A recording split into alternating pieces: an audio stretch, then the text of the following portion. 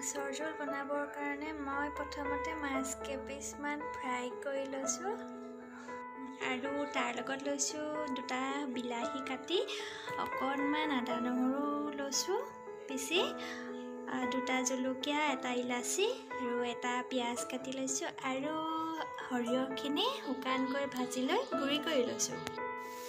প্ৰথমতে আলু কেইপিচমান ফ্ৰাই কৰি মই লৈছোঁ। এইখিনি কাঢ়ি ল'ম, তাৰপাছতে ইয়াতে মই মাছৰ চব্জিখিনি বনাম। তেলখিনি গৰম হৈ আছে, মই কেইটামান মিঠি গুটি দি দিছোঁ।